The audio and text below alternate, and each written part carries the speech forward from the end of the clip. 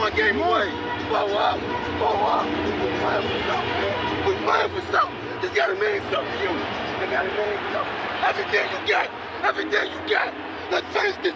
Do it, fellas. Let's go. Let's do it, fellas. Finish 2-3. 1, 2, 3. Finish. Throughout the history of the NBA, everybody had a great player beside him to win a championship. Dame Lillard could have went somewhere else. He could have forced his way out of Portland. Dame want to be a good guy. I done said that before. You can't have it both ways in this sport, bruh. You ready to make history? Come on now. Yeah. You know, there's these two words. And when I say them, people get goosebumps because they know what happens next. So without further ado, Free Smoke. look. Scared cause I'm drowning in silence with bad thoughts. These days I don't have nothing to say, man, the bag talks. I put in headphones on my driver. Pull up to the spot and give a good dick and Godiva. I can't lie, I'm uninspired. No more pillow talking about nonsense. I only stick around to put some band-aids on my conscience. I don't know why I feel so bad, nigga. That's what we do, no foundation. We don't build no more, we just screw.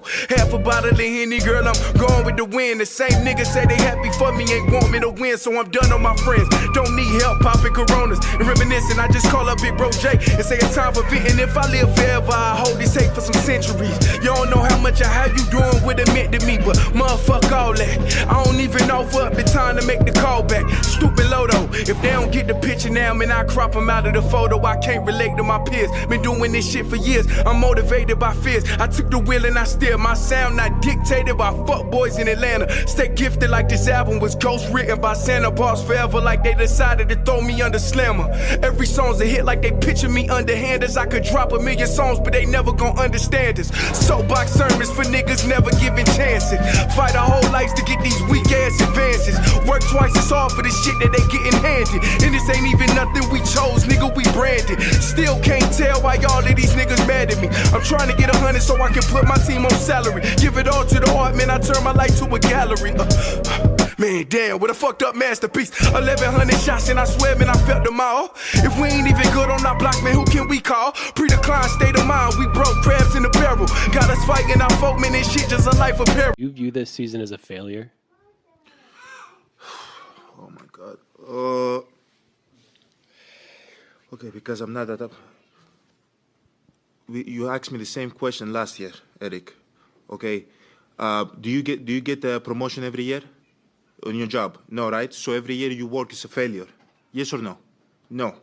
Every year you work towards something, towards a goal, right? Which is to get a promotion, to be able to take care of your family, to be able, I don't know, provide the house for them or take care of your parents. You work towards a goal. It's not a failure. It's steps to success.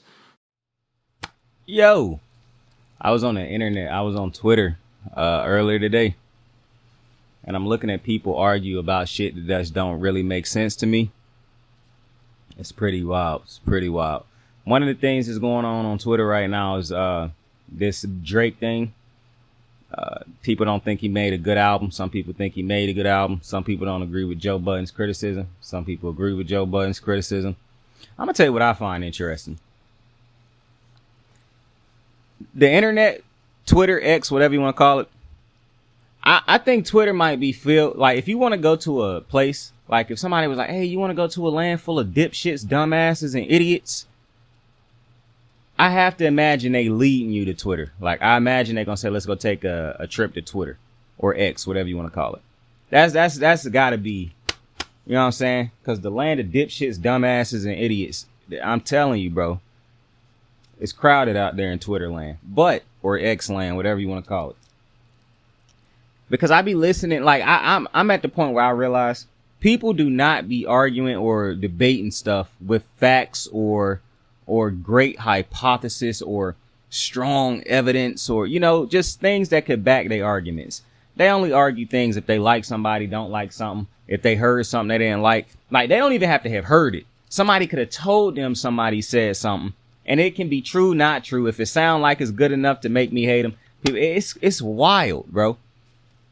I see people go into arguments and be like, I literally see people go in the comments and be like, I don't know what none of this is about. And then they'll offer their opinion. What? Bro, no, bro. Shut up, man. Keep going and doing what you was doing.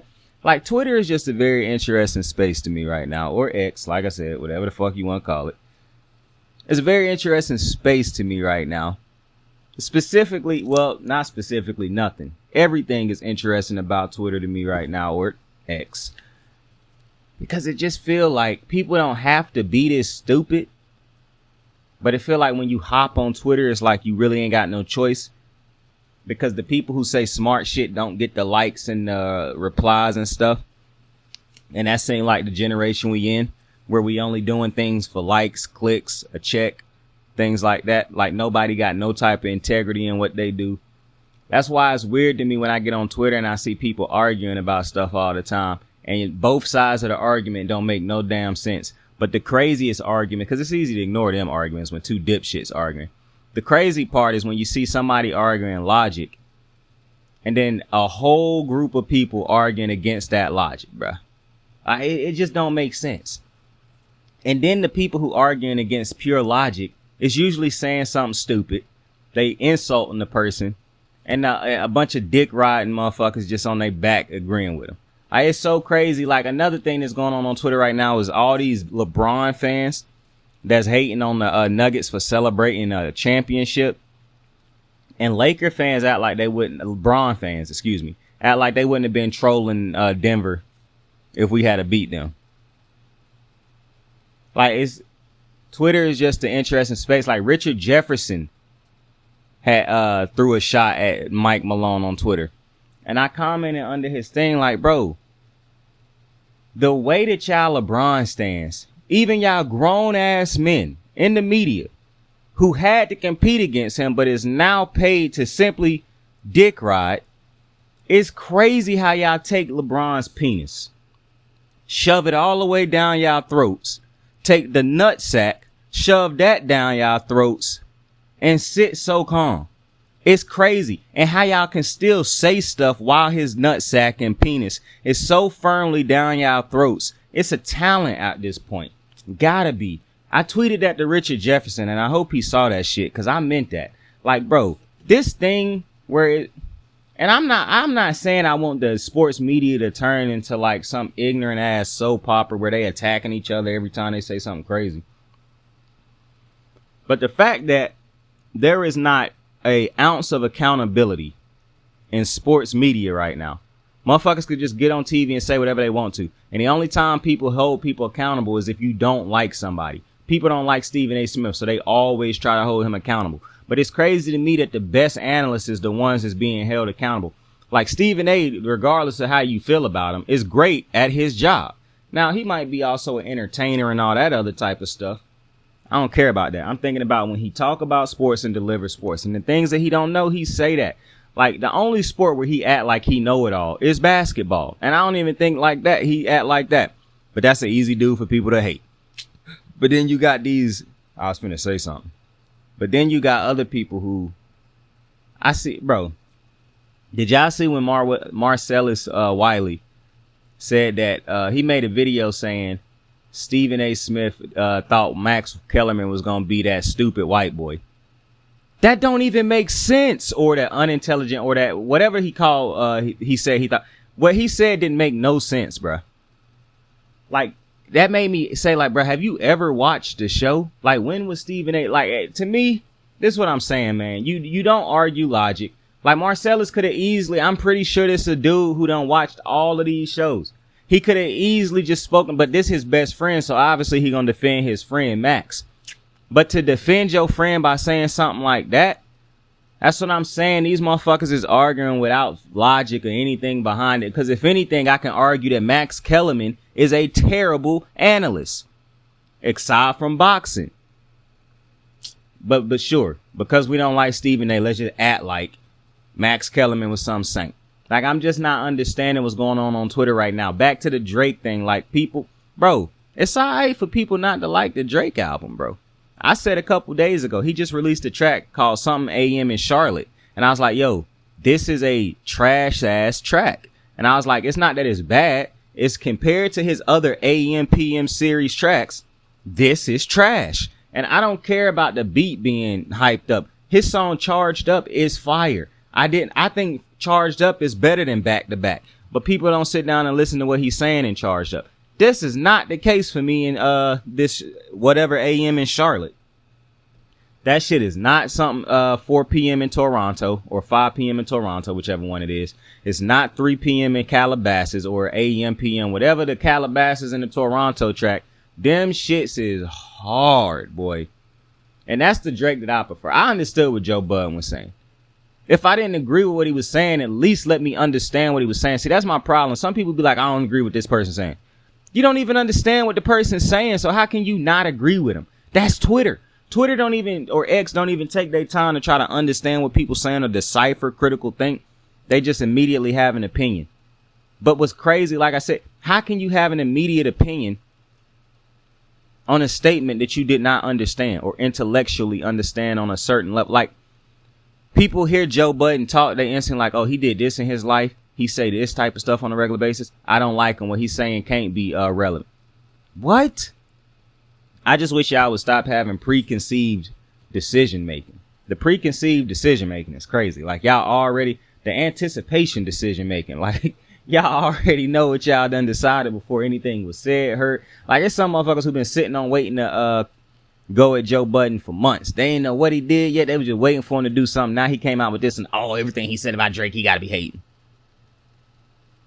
It's crazy. You can't disagree with nobody no more, or it's gonna be hating. The biggest problem for me is not even disagreeing. It's the people who disagree with you. Is, like I just said, a bunch of dipshits who don't even understand what you're saying. Most sports fans is a bunch of morons nowadays. They don't understand the game or what's being said about the game. And I saw this dude on Twitter today saying that you can't win a Super Bowl by running, even though Pat Mahomes literally won a Super Bowl with running.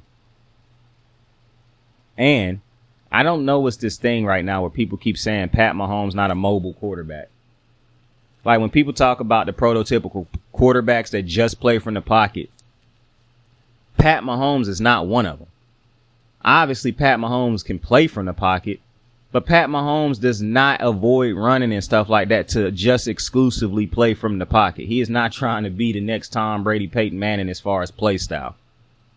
So every time I see somebody be like, oh, Lamar Jackson and Jalen Hurts and any type of running quarterback can never succeed, it's very interesting to me that it's other quarterbacks who have succeeded playing that type of style, who also get outside the pocket and run and take off a lot.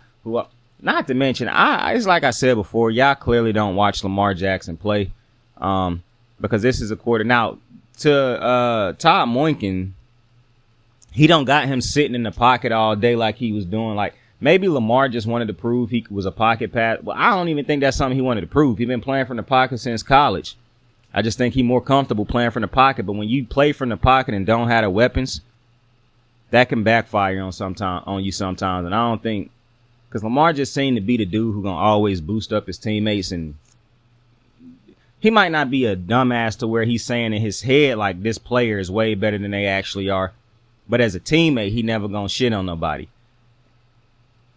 But when you playing with certain dudes, bro, and I said it last year, at some point in time, Lamar got to run because motherfuckers not getting open. So I don't understand why you stand in the pocket and make yourself a target, especially when nobody is getting open. But let's get into the show. What week is it, bro? Oh, man. Week 5. It feel like the weeks is running up on me, man. We in week 5. Oh, boy. Oh, baby. Halloween month. The Halloween month. We are here. I appreciate you for liking, subscribing, sharing. Appreciate you if you're a normal viewer, a returning viewer. I appreciate all the support. We a little old sports channel here. Hey, yo, I had somebody ask me the other day, and this was an interesting question. I had somebody who watched me, who said, they asked me the other day, they said, yo, would you stop making these videos if you got signed by like some other sports media outlet that wanted you to work with them? And I was like, nah. Like, why would I do that? And he was like, I'm just asking because a lot of people, they'll make videos like this and then they'll get on and stop making them. I was like, that's crazy. Like, now, me and him didn't have a deeper conversation than that, but thinking about the conversation, well, it wasn't even really a conversation. It was just a quick boom, boom, boom. But, and what he said was interesting because y'all, okay. This is that thing where people be like, oh, he sold out. When people be like, oh, they sold out. Bro, do y'all not want people to get on and make money? Like sign on to like bigger organizations? That's how life works most of the time. You might start big. Start small. But eventually to get to where you're going to, you got to link up with people who can, you know what I'm saying? That's like if an actor only didn't want to act in no movie, but they own homies until they homie became a big time director. So they only acting in their homies, movies, even though they got the talent to be a big time megastar. They only gonna act in these little movies that they homie can make. And it don't matter how long it takes for them to get picked up. They only gonna do their homies film. Well, that wouldn't make sense if this actress or actor got offered by a company to act in one of their movies to make a far bigger profit than what she was making. That don't mean she gotta quit not never working with her homie, but it don't make sense for her not to take that step up in order to make more bread. So that's how I think of selling out, when people be like, oh, you sold out. Oh, you sold your thing for a bit. This is what they be doing in Pat McAfee. They be like, oh, you sold out to ESPN. Y'all might be right, though, bro. He be talking crazy on that show sometimes. But listen, the reason I stopped watching Pat, and I got to remember this when as we grow on this channel and as I set things up the way I want them set up, when I get my group of homies that I'm going to talk sports with, that we're going to do the show with. And it's not just going to be talking sports. It's going to be a legitimate sports show. But when I get the homies, I got to make sure it's a diverse little cast. And, I don't understand the problem when people only white people do it, but they be like, oh, they forcing diversity on everything. Bro, you should want things to be as diverse as possible. You shouldn't want to just be operating from one cultural perspective or one person's perspective or one group of people's perspective. You want to be trying to work through, in something like this, you would like to see a lot of different perspectives on the subject and hear it from different angles. You know what I'm saying? Now, I'm not going to have no moron on here. Like, some sports shows like to bring on that resident dumbass who every take that come out their mouth is stupid. Kind of like on Gil's Arena, Rashad McCants. Most of the shit that come out his mouth is stupid to me. I don't really want nobody like that on the show. I'm not saying we're not going to have guests and stuff like that that'll eventually do that type of dumb shit. But, sitting around somebody on a normal basis who every single sports take they have is some outlandish ass sports take. Yeah, I'm good on that. I'm all the way good on that. That does not intrigue me in the slightest. I actually get irritated looking at people say a bunch of dumb shit just for the clicks. Another thing that's going on Twitter, I know we were supposed to get into the show. Another thing that I saw on Twitter, when people still be trying to use, what's this dude's name? Bro, what is this, man? I can't remember this. Jason Whitlock, coonhead ass. People still use his ignorant ass takes as like talking points. That's very interesting to me. Anyways, let's get into the show. On week 5. On Sunday at 9 o'clock in the motherfucking morning, we got another London game. This time it's not going to be played in Andy's room. It is played in London. Jacksonville is taking on Buffalo. I remember when Jacksonville used to be the team that was playing in London every year. They probably still is a team that play in London every year. It's like a homecoming for them at this point. But they not the home team. This is supposed to be a Buffalo home game. And I believe Buffalo gonna mop Jacksonville. For a couple reasons. Buffalo is not a team that I believe, they just beat the Dolphins. They're gonna come down from this high. That's not Buffalo. Buffalo wanted to beat the Dolphins bad because that's a divisional game and they hear all the hype around the Dolphins. But I don't think that's a win that they'll lose focus with. Now, I don't really think the Jacksonville Jaguars defense is great, but I don't think it's bad either. Like, I don't think the defense is necessarily the problem as much as I think that they have to figure out how to be a consistent offense in Jacksonville. To me, the offense is not consistent enough. And I know I picked them last week against the Falcons, but that's against another team that's got an inconsistent offense and a you know, you don't really know what you're going to get on a week-to-week basis, or you can't trust what you're going to get on a week-to-week basis with the defense. That's really my problem with a lot of the defenses right now.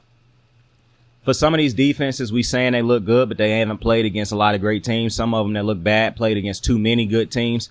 So I don't really know how to take Jacksonville's defense quite yet, or really most defenses, until you really get to the middle of the season where defenses done started to establish themselves. Because I was seeing people say that Miami's defense was playing great. And as I watched that game where they blew out the Broncos, I was watching the game saying to myself, man, if they was playing against somebody else, they get smoked right now.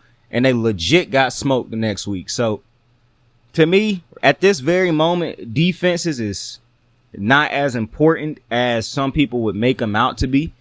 And you know how I feel about championships and defense. Championships are not won by defense anymore. Defense is not the end all be all. Defense does not win championships. Defense in spots wins championships. Playing great defense in different moments is what wins you championships. Not playing defense for a whole game. It's just impossible with how the game keep evolving on a year-to-year basis. But I do believe this will be a close game. I don't think this will be an ass whooping, because both teams getting up, they'll be out of their I have to believe that the jet lag and the time zones and all these type of things will affect the players. So either it'll be a slow start or a slow finish in my mind. And I do think it'll end up being a close game, but I do think the Buffalo will win this game. For the simple, another thing is Jacksonville, the pressure in that division haven't really kicked in yet, because every team in that division know that they all is a week-to-week team, basically. And Jacksonville haven't taken a stranglehold on the division like most people would have wanted them to do by now. But I said at the beginning of the season it was going to be an interesting season for Jacksonville, because the offense is what they need to get going. The defense, to me, played good in spots last year. They did what they were supposed to do in spots. To me, the problem is how inconsistent the offense is sometimes and how long it take to get going. Look at the playoff game that they won against the Chargers. The offense taking so long to get going and the mistakes that it was making. To them, it was a credit that the defense kept them in the game that long and that the Chargers couldn't score. So you take that away, they probably lose that game. So to me, as much as we like the evolution and the growth and all that type of stuff with with Trevor Lawrence, because of what happened in his first year and all that, more growth is going to have to happen, because this is my thing.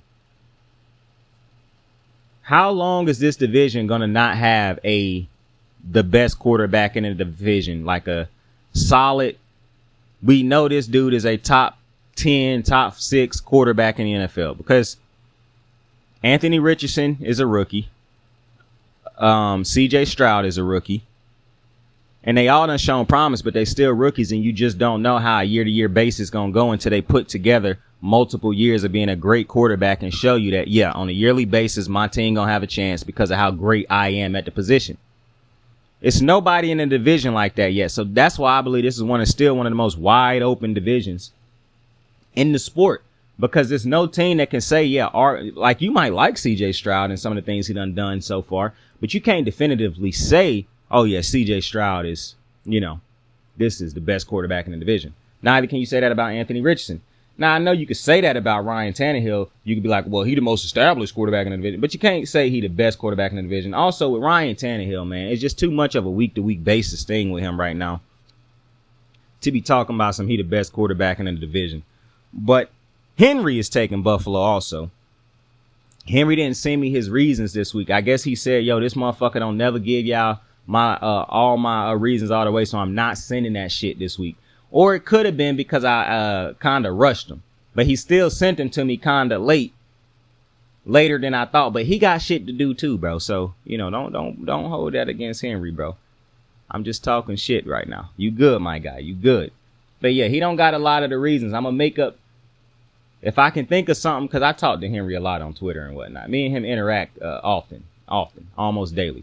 So I pretty much got his sports knowledge, and I know what he be thinking with games and stuff like that. So if I think of something that I know he would want me to say, I will definitely say it.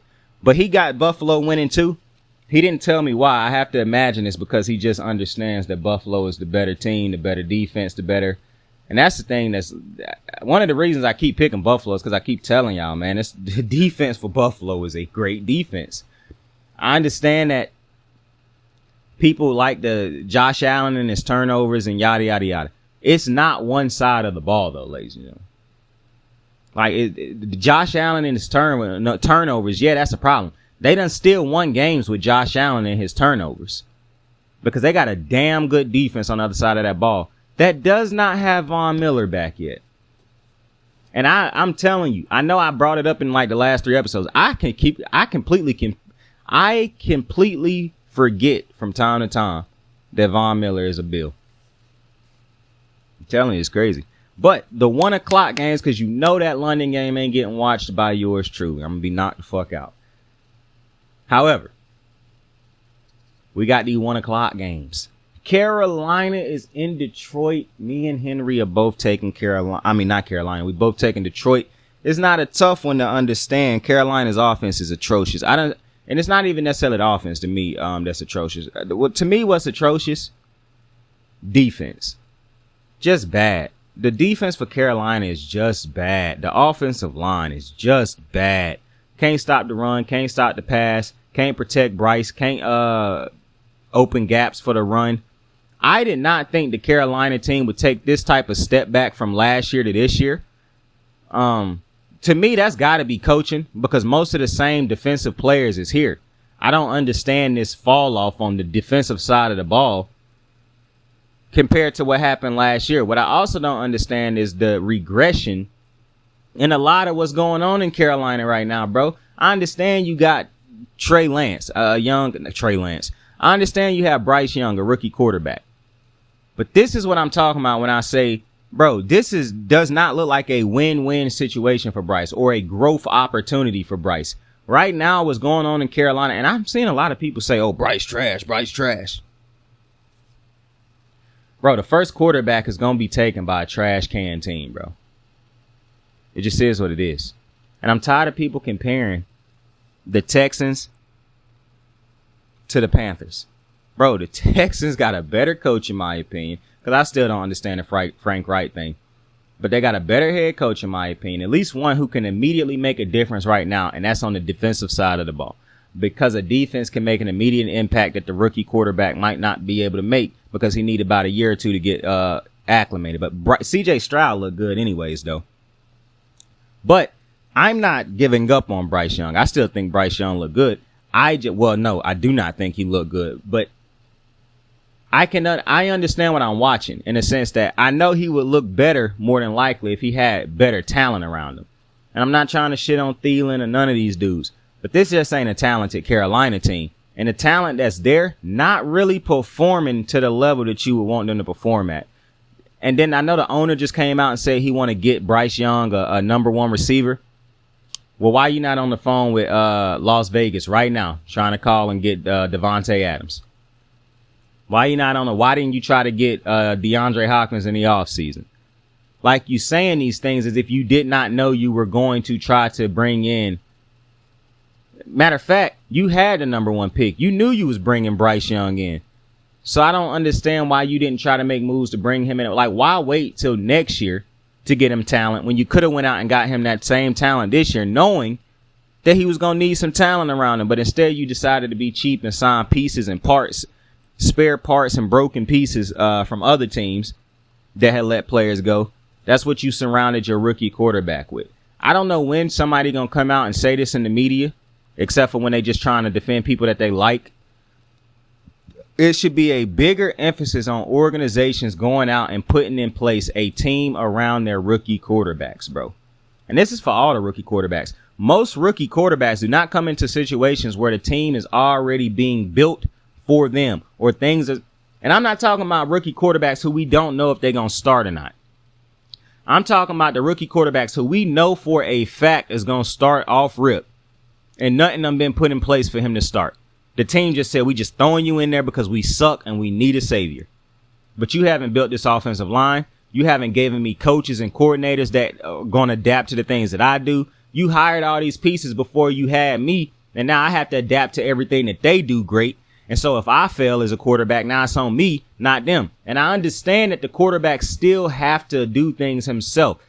He still have a role to play also. Like, he have to improve on his own also. However, when the infrastructure not there completely, and this is what Bears fans be feeling about Justin Fields, even though my thing with Justin Fields is, while he done played great his last 2 games, it's sorry for me to say great because I done watched both of the games and I'm looking at what's going on the field.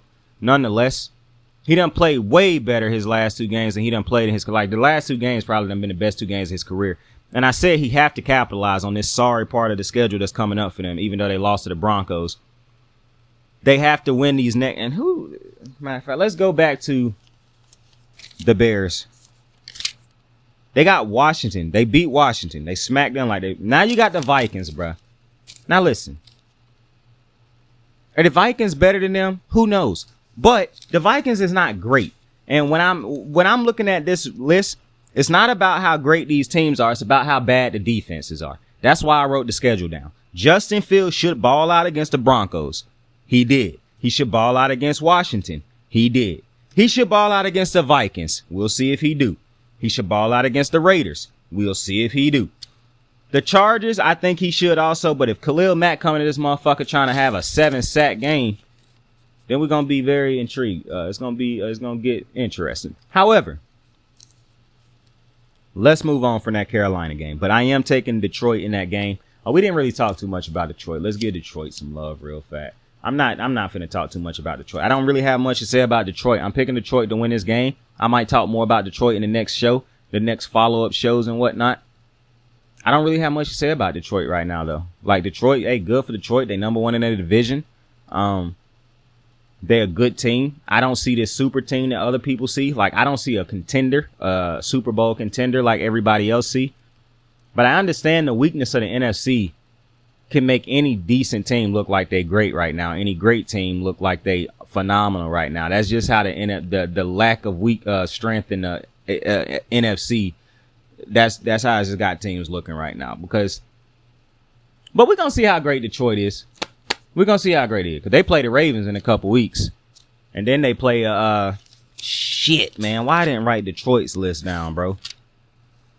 We just know we gonna find out how great really Detroit is. We about to find out. The next game, and these are all 1 o'clock games aside from that Buffalo game. I'm gonna tell you when we get to the 4 o'clock games. The Giants head to Miami to take on the Miami Dolphins. Me and Hen both pick Miami. Now I don't know why Hen would pick against his own team. Can somebody explain that to me? Now I know somebody gonna be like, well, Saint, you done picked against your team before. Prove it. That's all I want to say. Prove it. I got the proof right here that Hen picking against his team. You got to go search for the proof to prove I picked against mine. So watch out, bro. Listen. Hen done got the message. Outside of the Giants' second half against the Cardinals, them boys done score like 13 points in every other quarter. This team is bad. This team is exactly the team that I thought was going to show up when I said what I said at the end of the playoffs last year.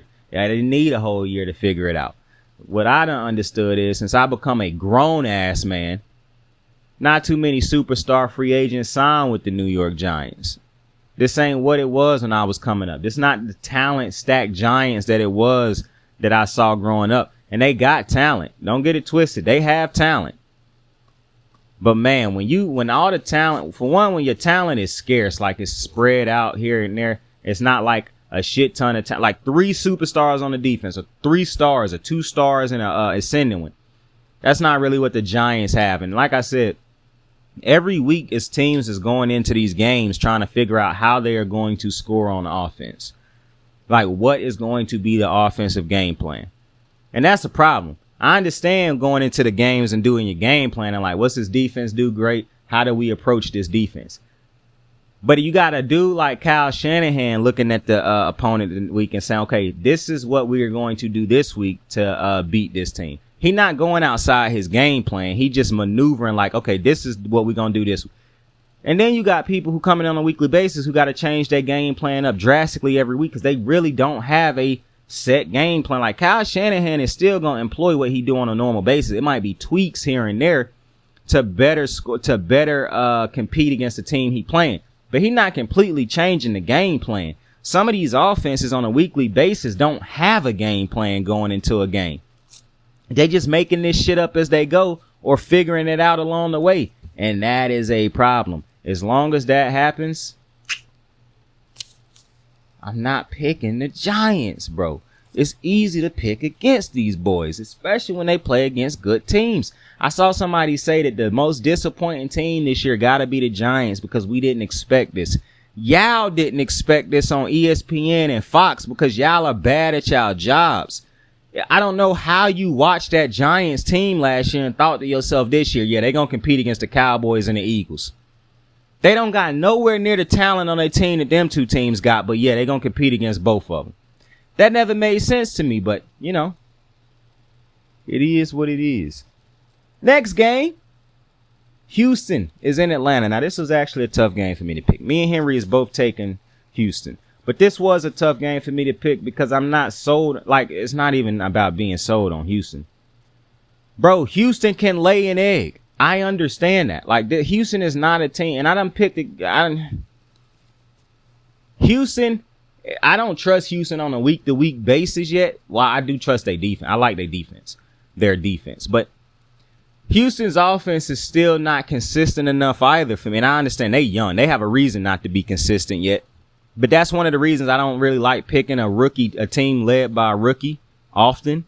However, in this case, and my only thing that took me a little minute when I was thinking about who I was going to pick is because Atlanta can still employ a game where they run the ball like crazy. Like, if they dominate the run game, they can still find a way to beat Houston. Like, Houston not unbeatable just because they beat the Steelers. I know some people think they beat the Steelers. Oh, that meant the Houston really good. Maybe the Steelers just fucking suck. Anyways, I do think Houston will beat Atlanta, though, because I think the defense for Houston will kind of get their rocks off in the secondary against Desmond Ridder. I'm not going to lie. If this is not a game where, and I hate when teams is built like this, but if Desmond Ridder don't get much from his run game, it'll probably be a rough game for him. I thought it was a rough game for him last week in Jacksonville. I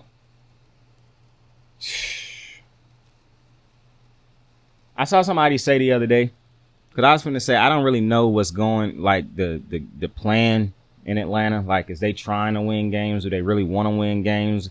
Like, I don't really know.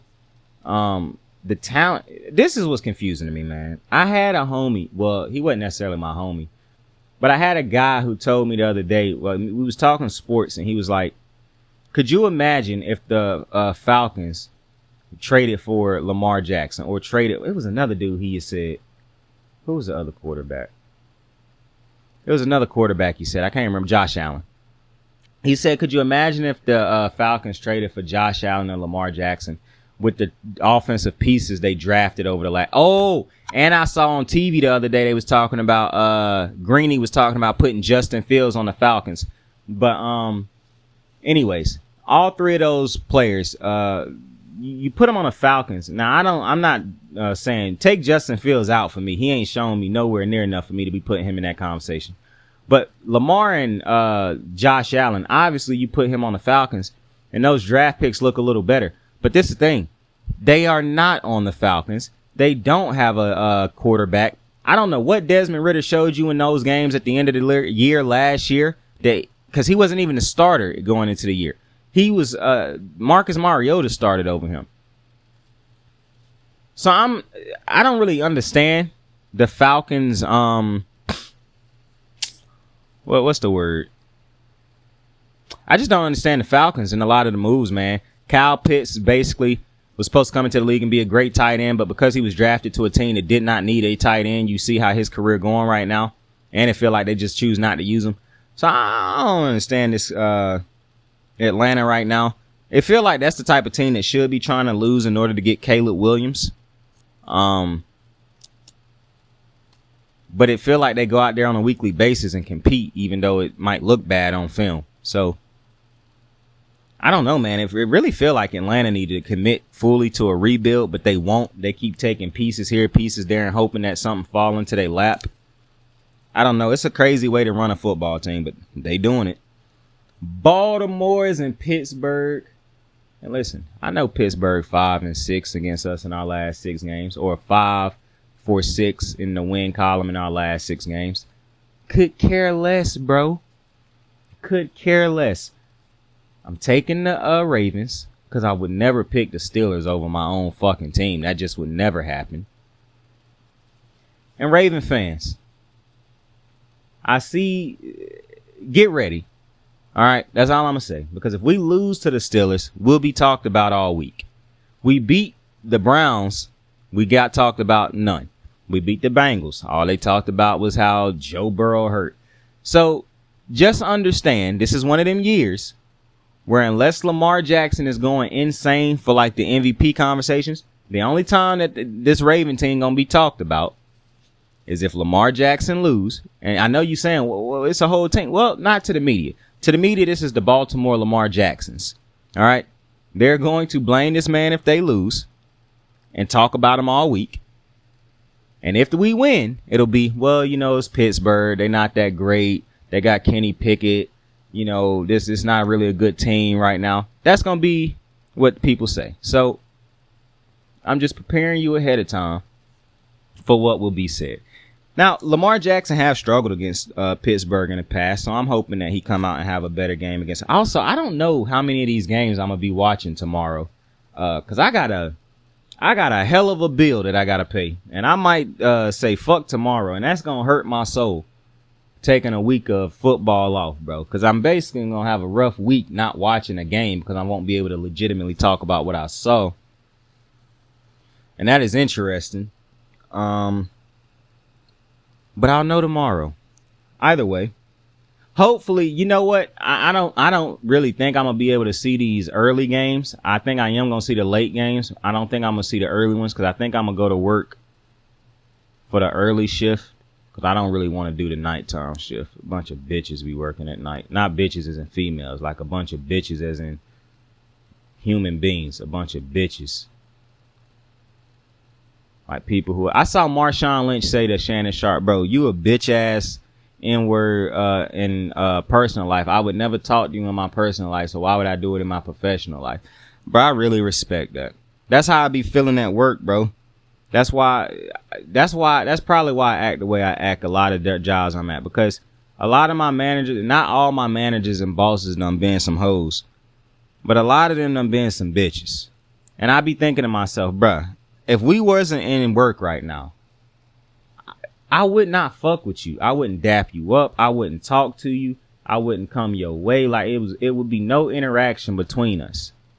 So why would I interact with you at work? Because, you know, some people be wanting to have a good environment and all that, but they don't create a good environment. They just expect everybody to fuck with them because they the boss. That's FedEx. Hey, if you thinking about joining FedEx, it might be some good ones out there, but the one I work at ain't good. Bunch of bitches. That's literally my thoughts.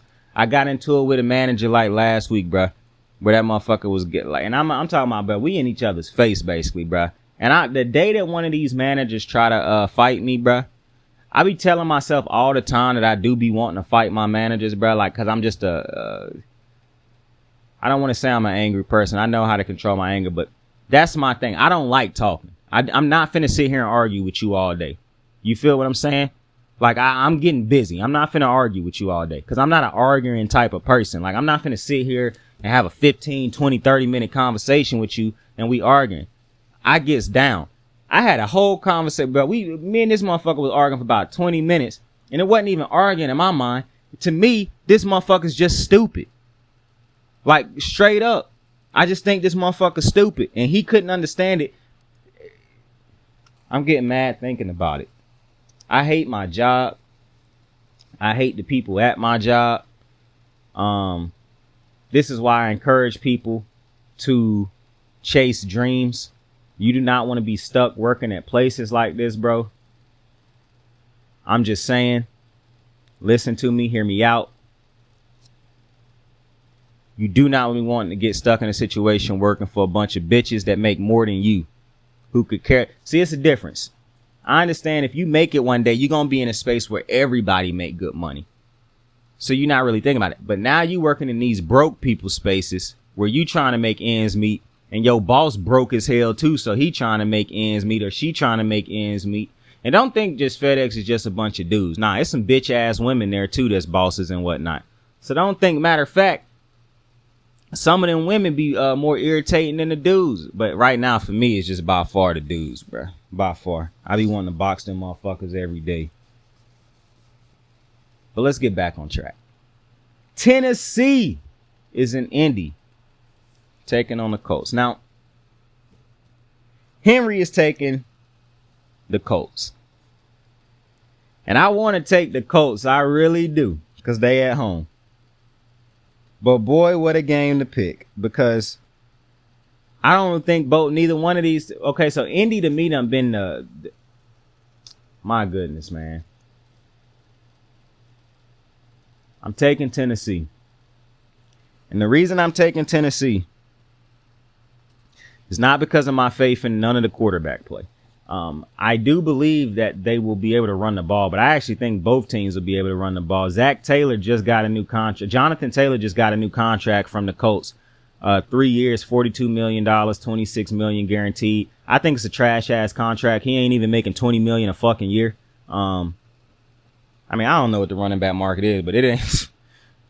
Just knowing how much athletes get paid and not, when I read that contract, I said to myself, 46 over 3 years, 246. I said, shit, he ain't even making 20 a year.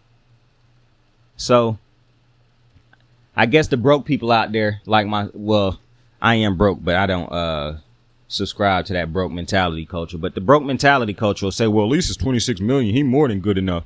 I guess that's the, shining light on it, but it don't feel or sound or look like a great contract, but Jonathan Taylor is back. I don't know if he'll be healthy enough to play in that first game or if he's ready to play in that first game back. But I am going to take the Titans. I don't really want to get burnt. I think this week it's a couple harder games to pick than last week. I look back at last week's schedule. Most of them games was easy for me to pick. You know what I'm saying? It only seemed like it's tough to pick games because the media be picking against teams that should have won and shit like that. By the way, I be watching playoff baseball because you know my Phillies. The Dodgers gave up 9 fucking runs in the 2 innings of play, starting like the first 2 innings. Kershaw didn't make it out the first inning, bro. Unreal. It feel like this finna be one of them. Dodgers had a great regular season, losing the playoffs again because of pitching. Because, I mean, they pitching not even giving their hitters a chance to get going right now. Now, granted, last year, that wasn't on the pitchers. The Dodgers pitchers, it wasn't the problem. The Dodgers hitters wasn't coming through in clutch situations last year. Shout out to that boy Bryce Harper for that clutch home run against the Braves today. I'm taking Tennessee, though, because I like Tennessee's defense a little bit. I know I keep raving about Tennessee's defense. I'm not telling you that Tennessee's defense is special. I'm just telling you they got great players over there. I think Anthony Richardson could make the difference in this game. But knowing that, I'm still going to take the Titans. I just want to see the Colts win some real games first. Like when I see, and this is a divisional game. For some reason, the Titans play pretty decent football against their division. So I wanted to take the Colts at first, but I think I am going to end up taking the Titans in this game. New Orleans is on the road in New England. Henry took New Orleans. Now, I could take New Orleans also, but this is the thing. I don't think either one of these offenses is that great. See, when you pick a team, I know some people try to make their predictions as easy as possible. Don't too much go into the predicting, but I don't like being wrong. So this is a serious thing for me. I put a lot of thought into these games and whatnot because I don't like being wrong. And I don't want to be getting on here telling you what I think and predicting shit, and then I end up coming back with over half of the shit wrong. What would be the purpose of you watching me? But this New Orleans, New England, and I understand I ain't gonna be able to pick every game right in life most of the time, especially in baseball. You fail more than you succeed, but that's what make you a success in baseball at times. It's crazy. Most of the greatest winners done probably failed far more at the sport than they succeeded, but because of the way the sport is, we just extremely highlight because we know how hard baseball is, basically. Well, That's how hard it is for me to pick this motherfucking game. Because I know the Patriots offense is garbage. I get that. They don't create big plays. They don't even feel like at times they don't even try to create big plays. It feel like the game plan is archaic and it's been the same for years at this point. The defense is not otherworldly like it was that one year, so that can't even save them. So I am very, it's a tough game. It's a tough game because to me, the Patriots could have one of them games where the defense show up enough to where the defense is the reason they end up winning this game. But then I can see New Orleans it's a tough game. And my other problem is Derek Carr on the road. I got a problem with Derek Carr on the road in New England. Bro, this is a tough. This is also the last 1 o'clock game. This is a tough game to pick. I'm not going to stunt.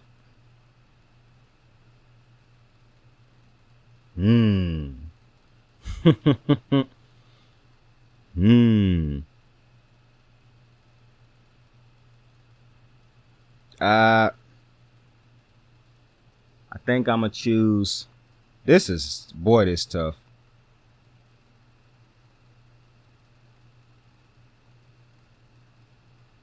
I'm thinking about New Orleans defense. I'm thinking about New England's defense. I want to pick New England just to pick against Henry.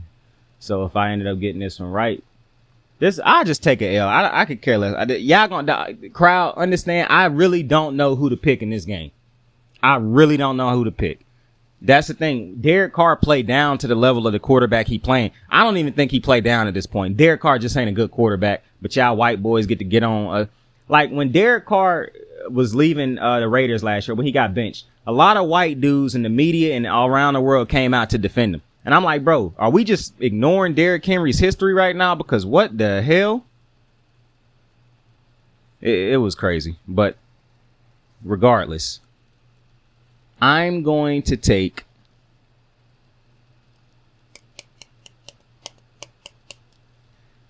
oh my God, this is a tough game to pick, bro. I'm going to take New England. Now I'm going to tell you why I'm going to take New England. They at home. Bill could end up losing right after he took the worst loss of his career last week. But I have to imagine the Patriots going to stand up and show some type of fight at home and find a way to get this dub. That was the hardest game of the week for me to pick. Now we go into these 4 o'clock games and the Sundays and Mondays. Philly is in LA taking on the Rams. Listen, I understand Philly can run the ball. I understand the Rams defense is just not that great right now. But we do got our boy coming back, Cooper Kupp. Okay, bro. So check me out. If I get this wrong by picking the Rams and Henry get his 2 picks right by picking Indy and New England, that's a 2-gapper that's hard to make up because we done picked everything else the same. We done picked Carolina the same. The Giants the same. We done picked the Houston game the same. Baltimore game the same. So right now, these 2 games that we picked different is huge. And I'm going, yeah, this is very important because now I'm realizing that we done picked a lot of different games. Oh, Henry didn't pick his Hey, Henry, you didn't pick your KC Minnesota one, bro. I don't know who he picking in that one. I'm imagining it's KC, but I don't know. He could be picking Minnesota because he got those type of picks. So I'm not gonna put his pick for that one. But I'm taking KC in that one. But I'll get to that when I get to it. This Philadelphia Rams. Obviously, the Rams is one of my teams with the Ravens. And I literally just came off of a stride talking about I don't pick against my team. However, bro, if I pick the Rams and they lose this game, knowing good and damn well I'm picking them because it's my team, that lead could be too big for me to come back from if I get Tennessee wrong and New England wrong. And I'm not really worried about the Tennessee one as much as I am this New England one. But I'm worried about both of them, if that makes sense.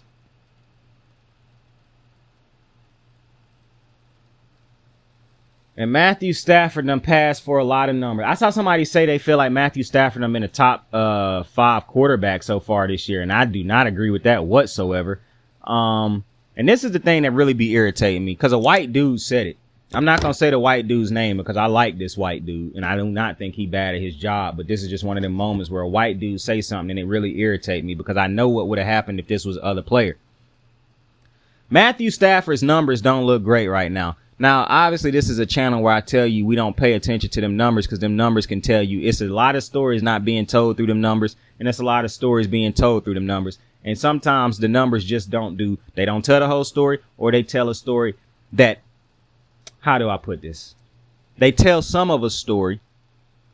They can tell all of the story, but they don't put it in the proper context of which, like, numbers can tell the story, but they can't tell you exactly how the story happened. They can tell you what happened, but not how it happened, not what caused it to happen. You see what I'm saying? So that's why I don't really like relying on numbers. I'm watching every fucking Rams game because my cousin a Rams fan also. Ain't missed the game. I don't know about that Matt Stafford being an MVP or a top 4 quarterback right now, or 5 quarterback. To me, that's crazy. Especially seeing as how if Lamar Jackson had these exact same stats that Matthew Stafford had right now, we'd be destroying Lamar Jackson. The same for any other African-American quarterback who y'all be like, oh, they run around too much. They'll never. Bro, come on, bro. Y'all, I don't know what it is about Matthew Stafford that's got y'all in a chokehold, bro. Matthew Stafford overthrow his receiver. I mean, he use his receivers at times. Like, I ain't gonna go into this whole Matthew Stafford spiel, but it's a wild thing how y'all choose to defend Matthew Stafford. But that's neither here nor there. I'm taking my Rams, bro. Fuck it. I'm taking my Rams. This will be the upset on Philly. Philly will finally be upset this season. Now, I understand what really is scaring me about this game is if Philly come out here running the fuck out of the ball, it's going to be tough for LA to overcome that, a dominant run game, because I just don't think LA stopped the run consistent enough or good enough to where we wouldn't be able to get them motherfuckers running on us all game if they get into a groove. I also don't love our secondary, but hell, you got to pick your poison at this point. And I just think Philly's a great team. I know some people be like, well, Jalen Hurts don't look great so far. Jalen Hurts is winning and playing winning football. And for the motherfuckers out there saying, no, he not, then why is they 4-0? Like, you're not finna sit here and tell me that they 4-0 and nothing Jalen Hurts has done has contributed to that. Like, that's insane. So, I understand how great Phillies are, the Philadelphia Eagles are. I'm thinking about my baseball team. I understand how great the I was finna do it again. I understand how great the Eagles are. And I know somebody was like, well, you was finna say Philadelphia was. No, I was finna say the Philadelphia Phillies, my boy. I understand how great the Eagles are. I'm not picking against the Eagles because I don't believe in the Eagles. I'm picking against the Eagles for a simple reason. I want my team to upset the Eagles. But yeah, I do think as great as the Eagles are, if I wasn't a Rams fan, I'd pick the Eagles to win this game. But because I'm a Rams fan, I'm gonna choose to die with my fandom rather than being smart and picking the right choice. Cincinnati is in Arizona. Now, this is where I can get caught up unless they fuck me like they did last week. Henry took Arizona, which is wild to me. I'm taking Cincinnati. Now, I understood him taking the Titans last week because even though I think the Titans bad, they playing for something. They trying to win. I don't know if Arizona trying to win or if the teams they keep playing against just as, you know what I'm saying, just keep going in there underestimating them. I have to believe that Arizona will not be. I cannot believe Cincinnati will start 1-4 in this division. I'd be happy if they did, but I don't think that's going to happen. So with that, Cincinnati got to win this game. If Cincinnati start 1-4, bro, that's tough. Yo, I saw a video on Twitter today of this Canadian woman, and they was like, somebody was like, this is how Canadians speak. And I done went to school for like a year with a Canadian. Multiple Canadians. Went to school with them for multiple years with Canadians. They do not talk like this. They do say bro and stuff like that. They do sound like Drake. This chick sounded like she was from like Jamaica, from Canada, from the hood. Like, she had, it was funny. I ain't gonna lie, but they said that's how she really saw it. Like it wasn't even about her. They was turning it into about her, but they was saying that's how like Canadians talk. And and just off of my experience, I don't know if every Canadian sound like. I know for a fact everyone don't, but what I'm saying is I cannot tell you that how she sounded is not how, like, some people were saying she was faking the accent. I don't know if she was. And she said "uke." I never. Listen, if she was faking it, she did a damn good job to me. Because she sounded like the Canadians I've been around. Just she was way more extreme than them. Like, they don't do all the other thing. How I put this? I'm not saying she over exaggerating her accent or nothing like that. And I'm not telling you that they didn't have strong accents. They two different age groups, put it like that. Some of the stuff that she say, they wouldn't say because they older than her. She way younger than them, more than likely. And they not old, but they like in they about to be 30, 28, 29. She probably like 22, 24, 19 or something.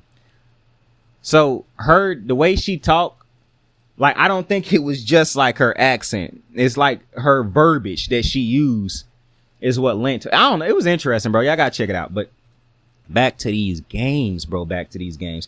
Hey, yo, real quick. When we become a bigger show, where like we get a lot of viewers and whatnot, bro, this will my bad, I was watching something. This is gonna be a nighttime like show. Like, it's gonna come on at night. So like when I finally get everything set up, it's gonna air at night. So like I'm gonna come out with a schedule and everything telling you the nights that we're gonna be on. It's gonna be on. It's a nighttime thing though. But I'm thinking that during the school year, that's gonna be the interesting one to figure out, because when you a low tier dude, you gotta find ways to get the most out of find ways, the best times to get viewers. And one of the things that I don't do is make like shock jock content. Like, I'm not gonna make videos or try to pull in, like, I'm not making content like putting out some crazy title with a video with a crazy picture to draw people in. I'm not interested in that. I don't want to gain fans like that. To me, that's ignorant. And that don't last. Like, to me, at the end of the day, that's not authentic. That's not organic.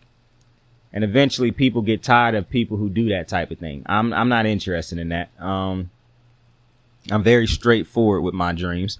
So I can't wait to get a setup, to be honest. And when I talk about setup, yeah, my mic and all that type of stuff. I'm talking about a setup, the room where that will be set up for the show. And I got these ideas of how I'm going to have it looking in my head. I'm just giving y'all an update on that. But anyways, since I'm taking Cincinnati, Henry taking Arizona. The Jets head to Denver to take on the Denver Broncos. Now, Henry is taking the Jets. And at first, I was taking the Jets also. And then I thought to myself, actually, no, I'm taking the Jets. Fuck that. I'm going to tell you why. It's got nothing to do with the gamesmanship of these picks right now. The reason I'm not picking Russell and them to win this game is because if I pick the Broncos so sometimes I can make a pick, right? And if it's wrong, I'll be pissed off. But sometimes I'll make a pick, and if it's wrong, I'll really be pissed off, because it's like, bro, I knew damn well I should not have made that pick. Like, some picks I do not like dying on. I'm not dying on this Denver Broncos defense, bro. This Denver Broncos defense is god awful. You got the players responding to players who ain't even on the team. Like, nah, no shot. This Denver team, for one, the Denver I done told you, New York's defense is good enough. That's a Super Bowl defense. They can do some things against Denver. But the Sean Payton offense, to me, is garbage. It's archaic, and it gives teams chances to get back in the game because of what it is. The defense for the Broncos is trash. The offense ain't that great. The special teams ain't that great. The coach ain't that great. And while the biggest problem right now I'm seeing is the quarterback for the Jets. If he come out here and have a game like he had last week, he can end up winning this game. Not to mention, I think he'll have opportunities to be great anyways in this for this team. I mean, this week, because Denver's defense is god awful. Now, I know some people say, well, Denver came back last week and beat the Bears. It's because the Bears fucking suck. And the Bears suck just because they suck. The Jets suck because they ain't got a quarterback. Not because they just suck. Their quarterback got hurt to start the season. The Bears was going to suck from the start to the finish of the season. It's a difference. But after all that, I kind of want to take Denver. I'm not going to lie, but I'm not going to. Next up, KC is in Minnesota. I just told you, Hen did not pick this game. And I do not know who he would have picked, who he would have chosen. So I'm not going to tell you like I do know. But I will be taking KC. And I don't actually like taking KC in this game because Minnesota is a better offense to me if they get going. The interesting thing about Minnesota, though, is they turn the ball over a lot. And after I watched that Monday night game, or either it was Thursday night against the Eagles where they was turning the ball over left and right, like it was, I'm gonna be honest with you, I do not understand why they were turning the ball over like that. Just fumbling left and right, bro. It felt like they had like 5 fumbles in the first quarter, bro. Like it was ridiculous. Because Minnesota's defense suck on a yearly basis at this point, because it really starting to feel like this was interesting about Minnesota. Minnesota play as though the first 3 quarters don't matter. And then they try to do all they work in that last one. And I wouldn't be surprised if that happened again. Now, I think Pat Mahomes will have a better game this week because I don't think the Minnesota defense is nowhere near as good as the Jets defense that he just faced last week. So Pat Mahomes will be better this week. He'll be way better this week. And which is why I'm picking him to win this game. Interesting one here. Sunday Night Football. Dallas. They are in San Francisco taking on the 49ers. You got that great 49er defense. Brock Purdy ain't making mistakes, doing everything right now. Christian McCaffrey having an MVP type of season. I mean, what more could they do to prove they're the best team in the league right now? Well, I guess you could go out there and beat Dallas. Now, this is going to be an interesting one. Henry is taking San Fran. And I think I'm taking San Fran too, but let me talk it out and see by the end of the decision. I do not think that San Fran is about to blow Dallas out if they win this game. Dallas defense is good enough to hang with San Fran. Not only are they good enough to hang with San Fran, Dallas's defense is good enough to slow down San Fran and just completely stop them like they did last year in the playoffs. The question will be, will Dallas's offense show up? As is in these type of games. Do I think Brock Purdy gonna have like some amazing game? No, I think Brock Purdy gonna go out there and do his job. Now, he could throw some interceptions against this defense. Unlike the defenses he's played, I think this defense is more of they not as reactionary as some defenses. Some of the best defenses in the NFL, while every defense reacts to the offense, they get to a point where they're not reacting as much no more, where you reacting to them. And I feel as though that's what this Dallas defense can do. They can force your game plan to react to them, whereas they not having just to react to everything you doing. They already know what you're doing, so now you need to know that they know that, and you need to adjust. I think it'll be a good game. I think it'll be a defensive type of game for a long portion of this game. I do think it'll be turnovers in this game by both teams. It's inevitable, in my opinion. And I really want to take Dallas because I think Dak is the better quarterback. And I think the Dallas Cowboys defense is, even without Trayvon Diggs, I still love Dallas's defense. Boy, I'm telling you. Something in my heart of hearts is saying that Saint, take Dallas. You know, it'd be funny if I did take Dallas. If I took Dallas, that would mean me and him have picked 1, 2, 3, 4, 5 games different. So this will be the biggest. This already gonna be the biggest difference. Make a difference. Win and loss thing this week, anyways, because it's the most games we done picked apart different. But it's not going to happen because I'm taking San Fran. I cannot trust Dallas, bro. I just can't. It's not Dallas. I can't trust Dak. I just want to see Dak go in there and win this big game. And then I'll have some faith.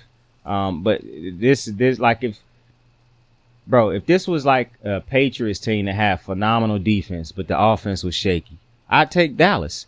If this was like any team going in there with a bad one side of the ball, I'd take Dallas.